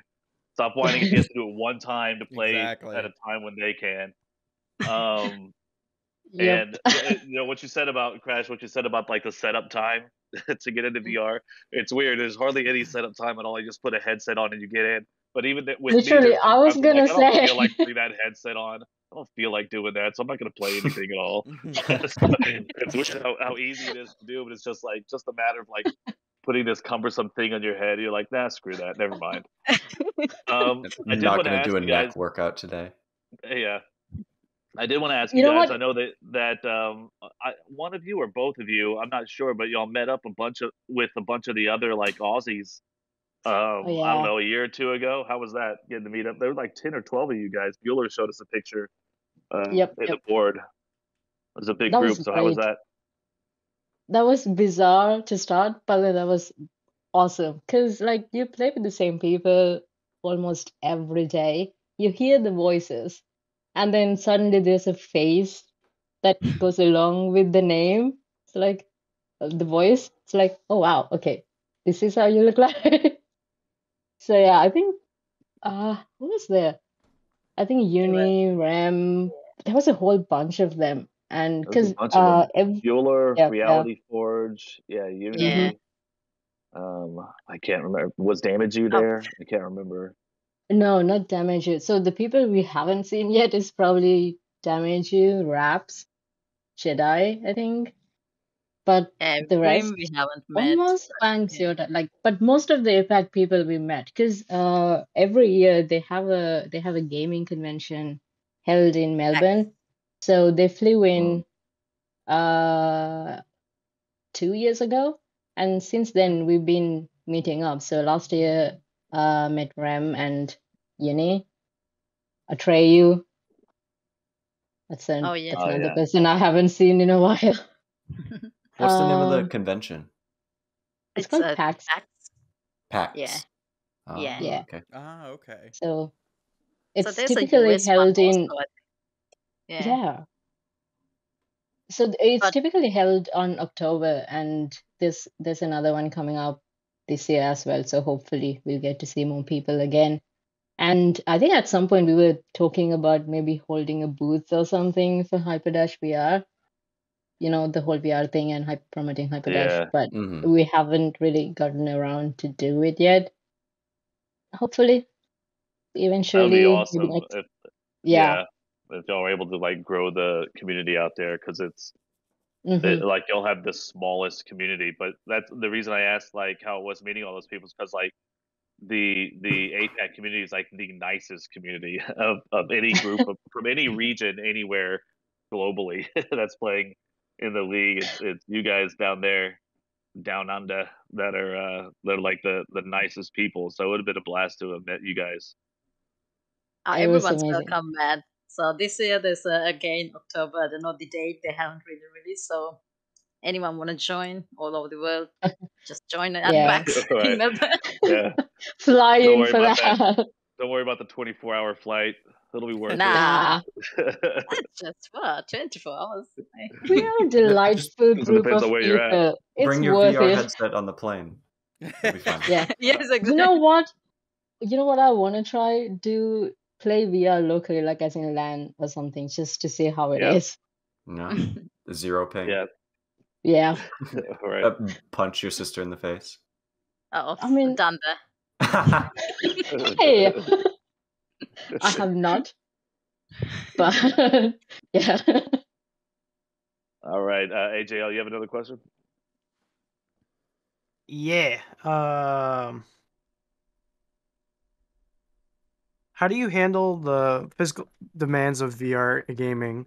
Like, do you deal with any motion sickness or fatigue? And how do you deal with No, that? I deal with that by not moving, which is why I'm bad. Do you use like a stick turn a lot? Yeah, I use smooth turn. I can't deal Smooth with turn. the snap turn because it's, too much to process. Snap turn makes you sick and smooth turn doesn't? It doesn't make me sick. It's more like, well, where the hell am I now? Oh, I see. So I'd rather do, yeah, it's kind of a combination. Disorienting. I use smooth turn and also I turn real life as well. So Hmm. it's, And yeah. you Crash? I haven't really felt any motion sickness or like that, but what I unintentionally do is when I see someone move, like crouch in real. You can see if someone actually moving in real life, right? Like Mhm. crouch quick and like up and down. I mimic them sometimes. Then I'm like, oh, this hurts. Like you can actually feel the pain because when you see it, you remember like, oh, you can actually crouch in real life. And then I just do it. So that's why whenever I play against like all these young kids who just run You around, sound like you're 60. I might be 60, but that's how I feel. So yeah, I just use again smooth turn, but I turn in real life whenever I play. So that doesn't happen really. All Yeah. right, that's good to know. And has that kind of experience? I assume, based on what you said earlier, Axe, that initially you had to deal with a little bit of motion sickness, right? But you just kind of powered through it and got used to it over time. Is that your experience? Yeah, I don't think it actually took that long. It's probably just the first 5 minutes where I felt, this is not Mm. going to work and me giving up. But coming back, I don't think it was too bad because compared to some of the other VR games, Hyperdash is very smooth because of the dashing and all that. So I don't think it took me that long to get used to it. Yeah, you get And used to VR legs. Yeah. now that you mentioned your VR legs, just kind of to like lean more into what AJ asked, has this kind of helped you out with any other VR games you've played? This sort of preparation here, since this was the first thing that you guys really did with your own quest, right? Yeah. I think the other one we got into was Pop One, which is Oh, yeah. vastly different to this. Yeah, that was fun back then too. But yeah, I think once I gotten used to the whole concept of VR and moving, it hasn't been an issue for any other games, to be honest. Yeah. So yeah, And the movement is very like unique for Hyperdash because it just rails. Because that's the first thing that you get like, oh, what is happening if you're not used to VR. But once you get used to it, it's just that dashing is just quick teleportation, which is pretty much there in any game these days. It's just a quick movement, but it's just the rails that took a bit, I think. Absolutely. Yeah. And it's helpful to have all the very clear and obvious colors everywhere too, I bet, rather than some milsim games that I'd imagine could be a little bit more difficult to distinguish things sometimes. yeah. I'm actually surprised there's not more sick, like people getting sick, motion sickness with Hyperdash because, yeah, I mean, you're dashing and all that stuff, but it's so fast Yeah. and all that. You would think that would make people super sick, but I really haven't heard of too many. Like most of the people who've played Hyperdash didn't really have much motion sickness that came along with it. There was some, yeah, but Mm. I imagine it was like probably most people were like you, Ax, were like felt a little disorienting, a little nauseous or something for a few minutes, but then just picked it right up and no problem. Yeah. Like I never had a second of nausea or anything like that playing Hyperdash, which is, I mean, I don't guess I've ever had any motion sickness with any game, to be honest. But anyway, if you're going to get motion sick with a game, you'd think it'd be Hyperdash, but for some reason, this game does it really well. Exactly, it's the opposite. I think the worst one was Echo VR. Yeah. Oh, yeah. I was sitting there for like, oh my god, that was the worst experience, and then just basically gave up completely on that game. AJ, I were you remember on an Echo team? Yeah, I played for 3 years. No offense. Wow. I, Wow. and I'm one of those people who would play upside down. So What? it made my experience worse. Yeah. So in the In game, real life or in game? no, in the game. Okay, Oh, you're not just strapped to the ceiling. Yeah, no. Yeah. So in the game, there's an option to turn on pitch and roll, and I would use that to my advantage to juke around people and basically take the disc with me, and no one could ever catch me. This is a And fighter pilot training over here. yeah, I remember how the amount of times I got sick during that shit. Yeah, so All right, person who Goose. completely failed at that game, I'm impressed. Kudos to you. Thank you. All right. So my question is, what do you guys like to do outside of Dash League? Like, do you have other hobbies, or like, what are you into outside of Dash League? Or do you just sit staring at a wall all day? Like that. No. Like that. Are the walls padded?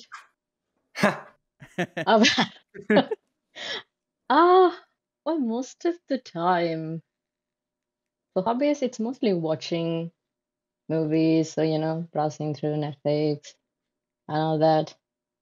At a time, there was a time I was actually into writing sci-fi and all that, but after starting like PhD, like that's just too much writing. I don't want to do that.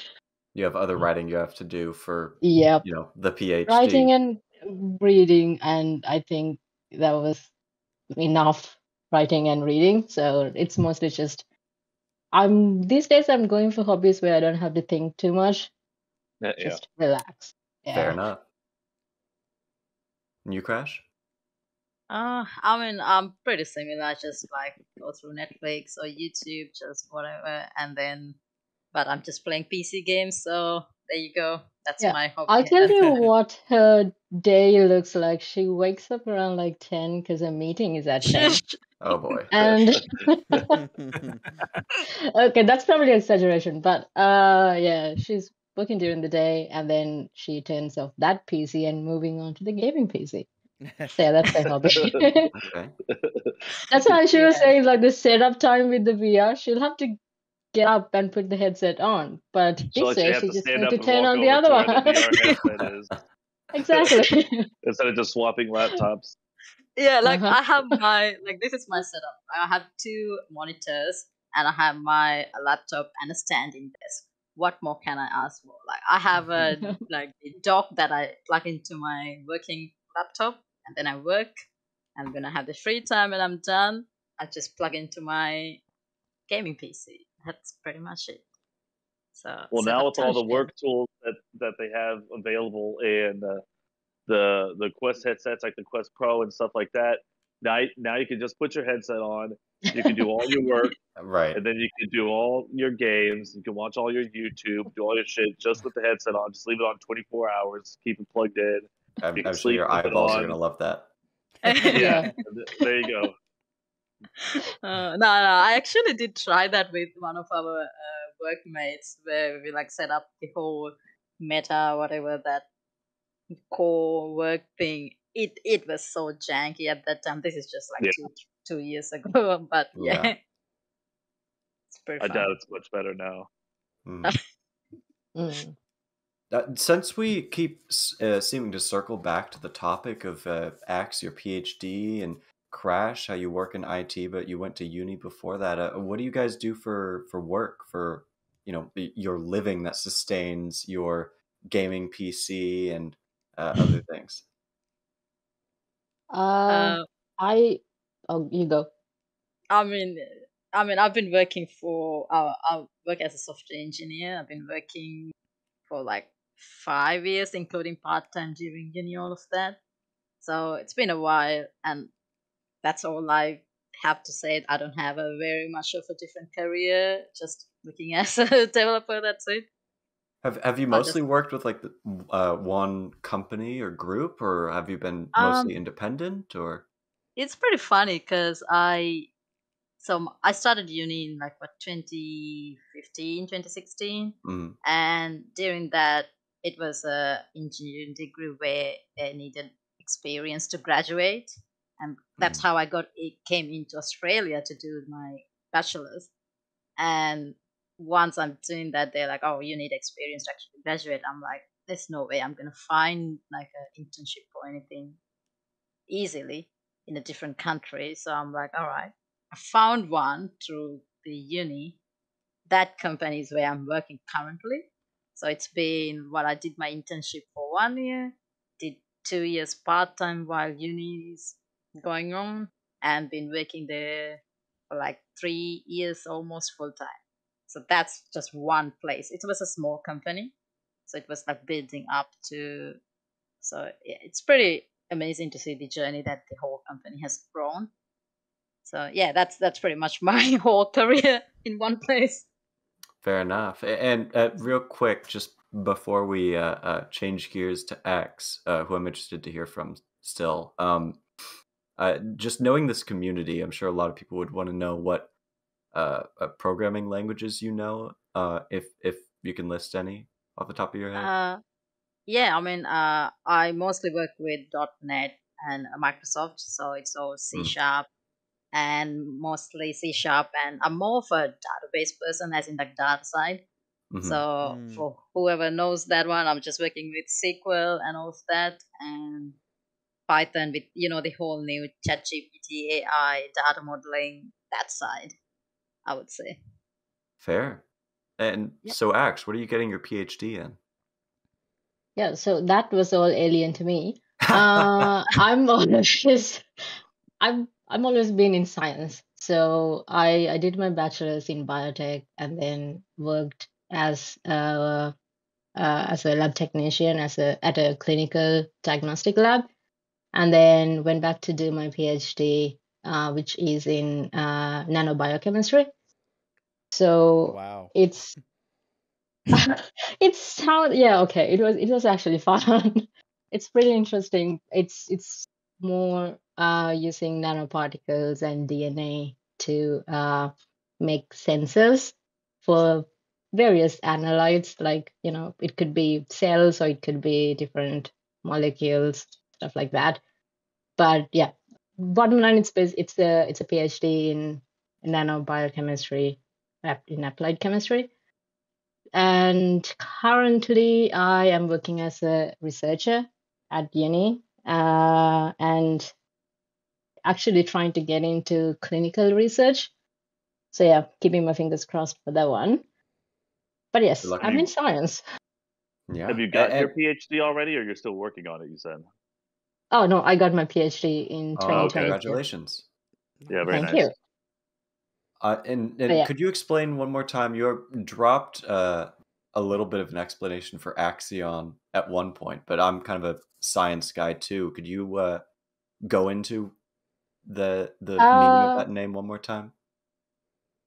All I can say is that it's a hypothetical particle. I'm in biochemistry. That's Okay. physics, which I don't know much about. Okay. Yeah, we just got the name and it kind of drew it in Yeah, I there. told you. All right. I All just right. wanted to make it sound cool.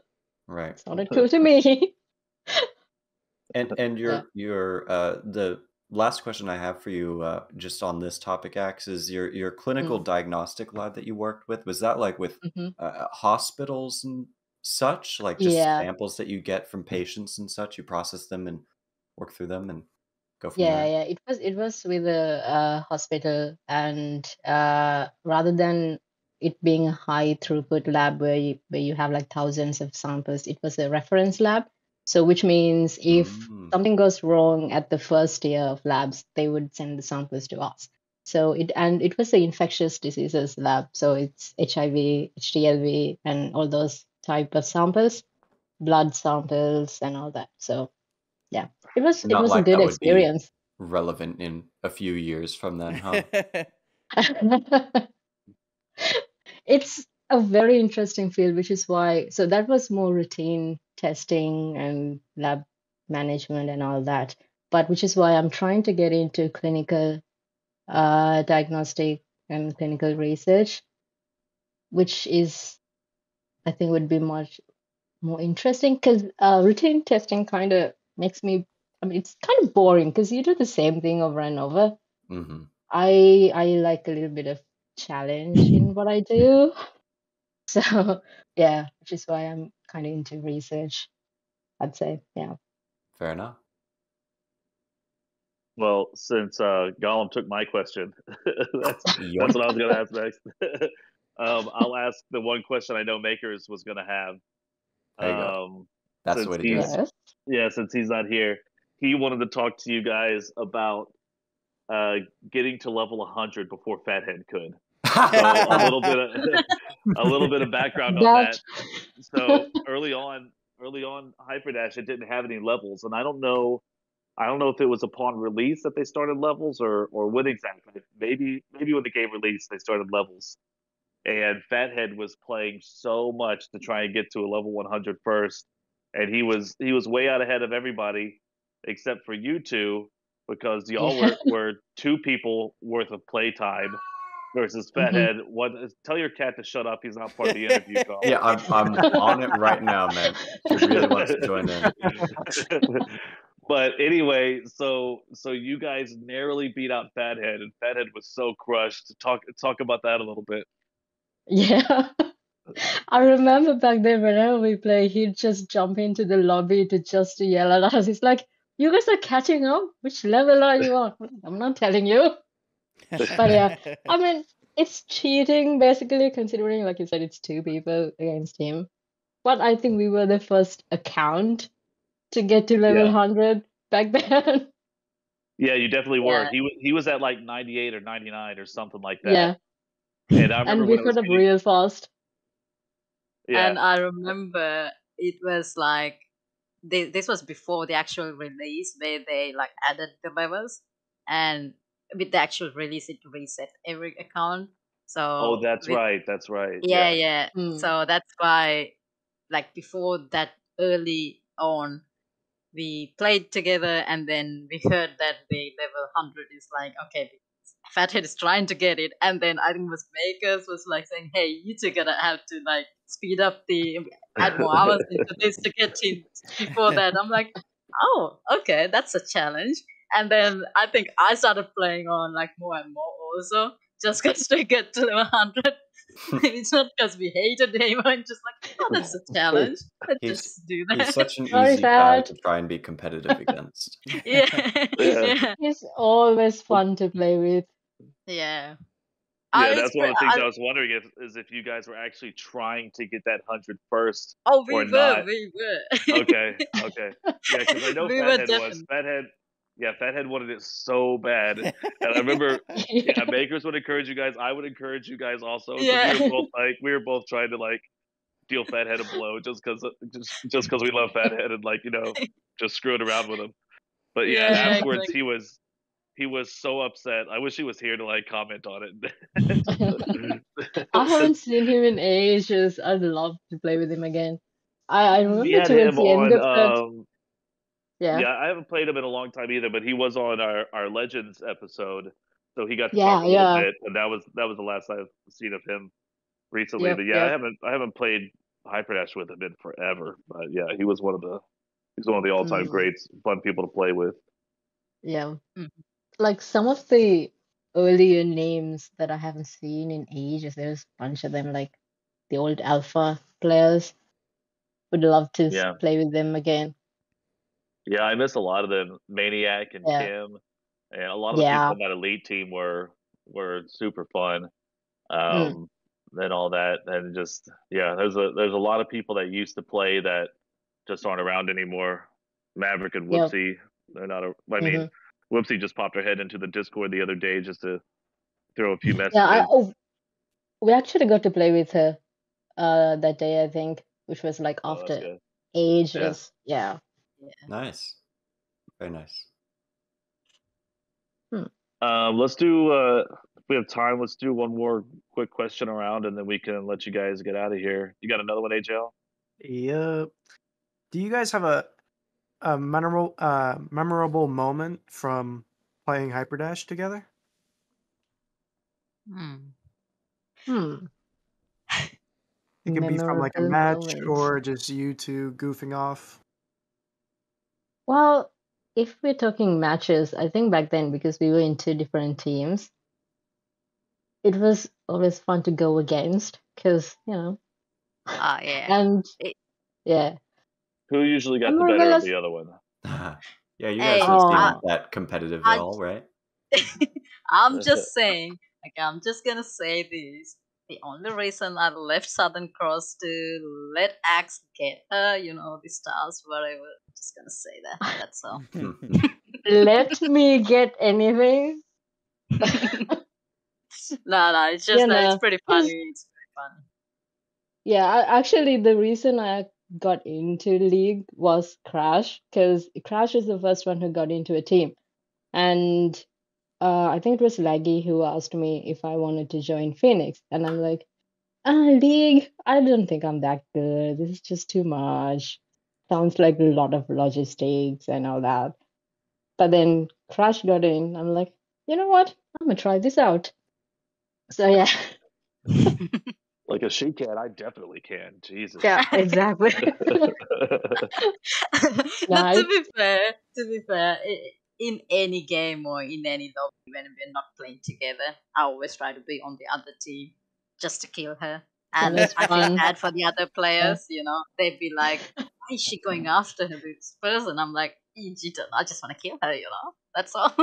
Y'all are like the Never. polar opposite of Dark Moon and Rekka, who like Right. just refuse to play against each other. Like they Oh, stopped playing yeah. All-Star games because we wouldn't just automatically put them on the same team together. So they're like, all right, we won't play then. And you guys Perfect always wanted to sibling go after each dynamics. other. Yeah. Yeah, no, playing against each other is fun. But I remember at one point we were on the same team and it was a 2v2 thing we were randomly doing. I forgot who we were playing against. And I was playing with Crash and we were speaking in Sinhalese, which is our mother tongue, just confusing the hell out of the other two. Yeah, that was pretty fun. You know Yeah, what? there's just a lot of Let's teach moments. Southern Cross So to no speak like Sinhalese. single moment that stuck out the most for you guys. I mean, we talked about the level 100 thing already, which was probably a fun moment. But Yeah, that's Yeah. probably a top one. And yeah, because most of the time because we live in the same house and you can sort of hear the other one in the other room, which is the best bit because you kill her and you can just hear, damn it, across the house. It's like, great, I've got it. I That's mean, funny. to be honest, apart from like all the gaming, it's just awesome to like play with anyone who like you knew. Like when you see a name that you've seen for ages, like so good to say hi. And then like that's and always an exciting moment. But Yeah. meeting up in real life in packs with all these guys in the AU side at least was that was a good day that I'll remember. So yeah, there you go. Hyperdash community is really, really good. And Hmm. I've met so many different people from so many different time zones. And Yeah. like good people. So I had a good time. I think COVID lockdown period was okay because of Hyperdash.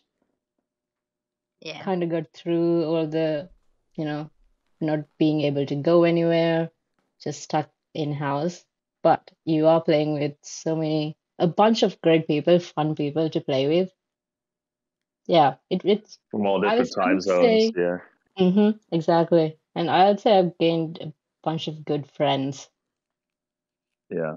Yeah. Well, that's something that's so new to, I mean, humanity, in that, it wasn't that long ago that the globe was connected like it is. I mean, it's been, with the internet, and the internet really taken off in the 90s, and then social media in the early 2000s and stuff. It's only been like the last couple decades where the whole globe's really been connected, and gaming is one of those things that really brings people together around the world, where Yeah.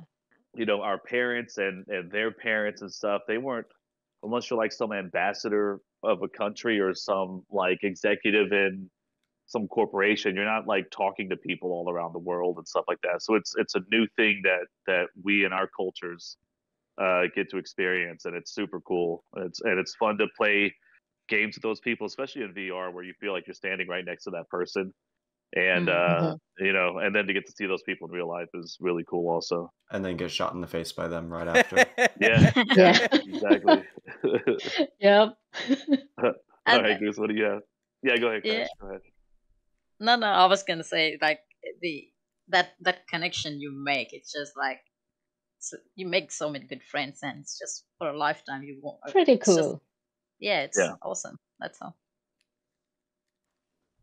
All right. So I guess you touched upon it a little bit, but I was wondering, is there a rivalry between you two? Is is there ever like competitions to see who's the better player, or do you guys kind of work together? Uh, I wouldn't. I don't think there was, that I'm the best sort of thing happening, but it's always fun to play against. I think it comes with being siblings. It's just part of the whole deal. That makes total Is sense. that in Always- everything, or Yeah, it's always mostly Hyperdash?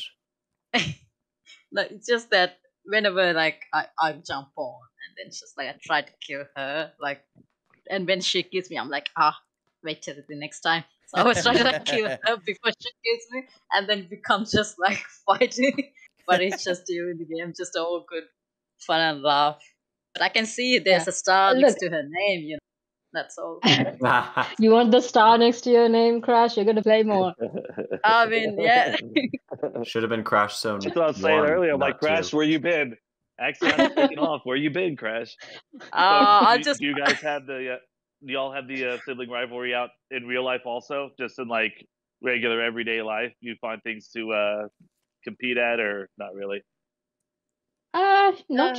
Not really, but unless Yeah. it's something serious, bickering is our thing. So Oh yeah, we just always just like bickering at each other. And to be honest, she is the elder sister, so everyone's like, "Oh, elder sister, elder sister." But she does nothing around the house personally. I just have to say, I just have.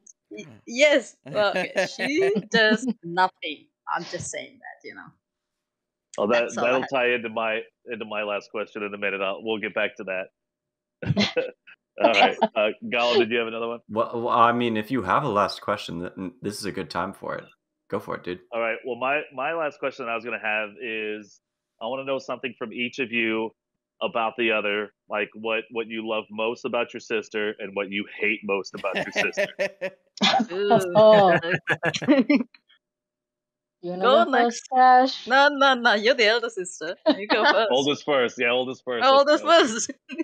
Alright, fine. What I love. No, I'll How go many, with the real bad quick, how many things Yeah, years first. between start you with what guys? you dislike first, and we'll end on a softer note. Yeah, I want to Yeah. know how many years are between you guys though. Good question. Three? 3, 2, 3. Three. Yeah. Wow, I Because can't I'm You believe got to think both about of it for a you are second. like, yeah, it's you've only like, known each other your whoa, whole lives. it was a brain fart. Yeah, 3 years. Okay. Mm. It's not that far, so it's more friendly than I mean, we have a third. Mhm. So let's She's do about the. younger. Okay. Yeah, Mm. I'm 3 years from my oldest, and then from my older brother, then 3 years from my younger brother. So I'm right in that same Oh. age range of difference right there. So let's Mhm. do your both of you your hate, and then we'll end it on both of you the love. So go ahead, Ax. What I hate. Um. Okay. Get This is vicious. probably Come gonna on. annoy her, but she knows I have said this to her so many times. I have a feel, I'm pretty sure at this point she has some sort of OCD because I mean, she has to do things her own way, and it's hard to convince her otherwise, which is the thing that I don't like, I guess. Mm. It's natural. I mean, everyone's have their own personality, but that's her thing that I don't like. What I like, I think she's more, how to say, if I like the I'm pause. what? I said I like the pause. Go on. Listen. Yeah. If I'm book smart, she's more street smart, I guess. She's aware of so many, like, I mean, she did mention this before, with the housework and all that. She's more aware. Oh, I don't know how to explain this, Of but her I think she environment knows. So if and you her guys are Yeah, surroundings. drug she's more. cartel, she's the muscle and you're the chemist. Right. Hell yeah. Yeah, no. Yeah, I know what It's you mean. we've been living, I mean, we moved to Australia what, 10, 11 years ago, and she came a couple of years after, and we've been living together since. And I think we built up a good team, I guess, because it's a new country, have to get used to everything. The language is different, like everything's new. So I think we sort of built up a good team compared to our younger days, to be honest. Mm. But yeah, you wanna go, Crash? But yeah. Mm. All right. One thing I hate. I mean, there's so many things I hate, but I just. Oh, Starting shut off. up. Yeah, Well, this is the you know, muscle. This is the muscle starting off strong. list your top 5. I mean, it's just that she sometimes is lazy, so she does things. This is funny because I used to do like half-assing thing, just Mm. like It's a, everything is just like done like done only a little bit, but she doesn't finish anything. So it's just she needs like that nudge sometimes. Just do it, but she doesn't want to even listen. Sometimes she hates like when other people say what to do, but she doesn't do it either way. So that's one thing I hate. I think this just compliments me being like a bit of OCD. It's like I need stuff done, like finish it, but she doesn't do it. So that's where we always like bicker and just like try to kill each other. yeah, I can I would see how you just- would butt heads there. You said like she doesn't Yeah. clean or something like that. So like someone who doesn't like pick up whatever, then an OCD person behind him is like, the fuck, pick it up. Yeah. Exactly, like she would eat something and just leave the plate. Then I'm Look, like, that's dude, why we are a the good dishwasher is team. right there. Like you just need to turn. No, she's like, so yeah. I'm just gonna stop right there before I start into a rant. But on the other hand, it's just that I'm not a very confronting person. I don't really confront people, but for her, I'm a very emotional person, so I get into I become very emotional. But it's for her, she's good at confronting people when it's like a situation, a serious situation. So I always just push her in that kind of scenario. So I yeah, wouldn't say confronting. I guess I Dealing don't know with how to things more explain. directly. level-headed. Yeah, I would say that. Yeah, I get very emotional in some serious situation, and I'm like, I don't know how to deal with this. You deal with it, so it's good to have that kind of like as a sister, as a person. She's like As she a big knows. sister. Yeah. Yeah, Aw. yeah, Yeah. exactly. Yeah. Oh, but yeah, But yeah, basically we sort of have like kind of different personality traits to each other, which I think Mm. is why kind of make a good team, to be honest. We are different. You two Yeah. have a very strong dynamic together, and it's very obvious even from the first time that we've heard you talk in this interview. And I feel like we could all talk to you forever, but you know, it's been a little bit this interview already. I think this is probably a good place to call it quits for Yeah, I today, think huh? so. Yeah, I think So we've been thanks going for for about an having us. hour, so Mhm. absolutely. That was a fun interview. Thank Yeah, you guys loved for it. joining us, especially both of you. That was perfect. So it was awesome. I think most of our community is going to know who Axion is, but Crash Mhm. has been gone for a little bit, so we have a bunch of new people that are probably not going to recognize the name Crash Zone. So it's kind of awesome to get both They of you guys will up after here so they today, can. that's for sure. yeah. Yeah. All But yeah, right. thanks for having us. It was fun talking to you Absolutely. guys. Yeah, Of thank course. you. Thanks. Yep. We'll kill you in game later. Thanks, later. Yeah. Yeah. Awesome. Yeah. See Thank you, guys. you.